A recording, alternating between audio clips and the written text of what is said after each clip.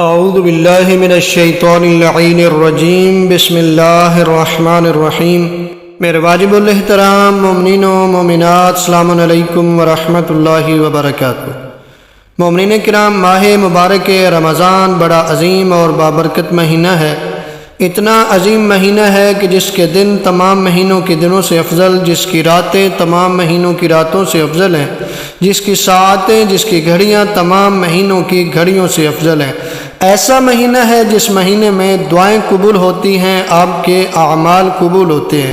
اس مہینے میں کوشش کیا کریں کہ اپنے پروردگار کو راضی کریں، عبادات کے ذریعے، قیام کے ذریعے، صیام کے ذریعے۔ بالخصوص روایات میں ملتا ہے کہ ہر چیز کی ایک بہار ہوتی ہے، لیکن ماہ مبارک رمضان قرآن کی بہار کا مہینہ ہے۔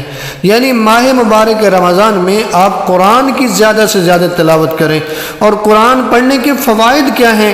امام جعفر صادق علیہ السلام نے فرمایا، جو قرآن کو دیکھ کے پڑھتا ہے تو اس کی بصارت میں اضافہ ہوگا اور اس کے والدین سے تخفیف عذاب ہوگی، اگرچہ وہ کافر ہوں۔ اور نبی اعظم صلی اللہ علیہ وآلہ وسلم کا فرمان ہے، اپنے گھروں کو قرآن کی تلاوت سے روشن کرو اور یہود و نصارہ کی طرح انہیں قبریں نہ بناؤ کہ انہوں نے بھی اپنے گرجوں میں نمازیں پڑھی اور گھروں کو محروم چھوڑا۔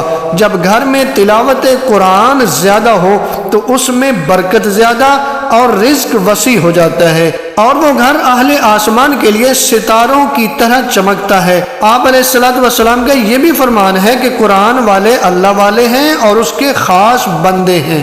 تو اگر آپ چاہتے ہیں کہ آپ کے رزق میں اضافہ ہو، آپ کے رزق میں برکت ہو، تو آپ زیادہ سے زیادہ قرآن پڑھا کریں۔ اور بالخصوص ماہ مبارک رمضان ہے، ماہ رمضان میں زیادہ سے زیادہ قرآن پڑھ کے اپنی عادت بنا لیں، اپنی زندگی میں قرآن کو لے آئیں۔ چونکہ شب جمعہ بھی آ رہی ہے، جمعے کا دن بھی آ رہا ہے، جو کہ ماہ مبارک رمضان کا شب جمعہ ہو یا جمعہ کا دن ہو، اس کے حوالے سے ملتا ہے کہ ہر گھڑی میں خدا تعالیٰ ایسے ہزاروں انسانوں کو آتش دوزخ سے رہائی بخشتا ہے جو دوزخی بن چکے ہوتے ہیں۔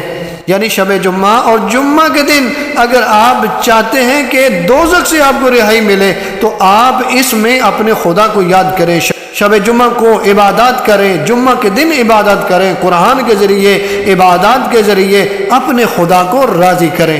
رمضان المبارک کی چوتھی شب کی نماز، لیکن نماز سے پہلے ماہ مبارک رمضان کی چوتھی شب کی دعا جو آپ دیکھ رہے ہیں، اس کو پڑھیں۔ پروردگار آپ کی دعاؤں کو قبول فرمائے، آپ کی مشکلات کو آسان فرمائے۔ اس دعا کے بعد مولا امیر علیہ السلام کی بتائی ہوئی آج کی شب کی نماز، یعنی چوتھی شب کی نماز، 3 اور 4 ماہ رمضان المبارک کی درمیانی شب کی نماز بتانے جا رہے ہیں، جو کہ مولا امیر علیہ السلام نے بیان فرمائی۔ 8 رکعت نماز ہے جو کہ 2 رکعت کر کے آپ نے پڑھنی ہے۔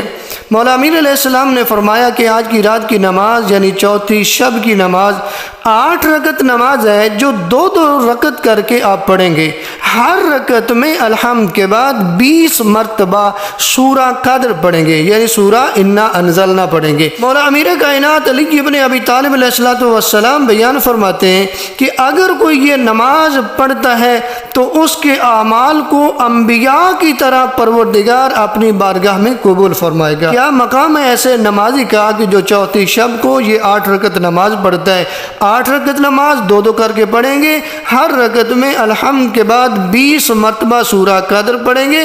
ثواب اس کا کہ اس کے اعمال کو انبیاء کی طرح پروردگار اپنی بارگاہ میں قبول فرمائے گا۔ نماز کے بعد ماہ مبارک رمضان کے روزوں کا ثواب، نبی اعظم صلی اللہ علیہ وآلہ وسلم بیان فرماتے ہیں کہ چوتھے دن اللہ بہشت جاوید میں 70,000 محل تمہیں عطا کرے گا کہ ہر محل میں 70,000 گھر، ہر گھر میں 50,000 تخت، اور ہر تخت پر حور بیٹھی ہوگی، اور ہر حور کے سامنے 1000 چھوٹی کنیزیں کھڑی ہوں گی، اور ان کے لباس دنیا اور اس کی ہر چیز سے بہتر ہوں گے۔ ماہ مبارک رمضان کے چوتھے دن کی دعا جو آپ دیکھ رہے ہیں، اس دعا کو بھی پڑھیں۔ پروردگار دعاؤں کو قبول فرمائے، پروردگار آپ کی مشکلات کو آسان فرمائے، پروردگار ہم سب کو ماہ مبارک رمضان سے استفادہ کرنے کی توفیق عطا فرمائے۔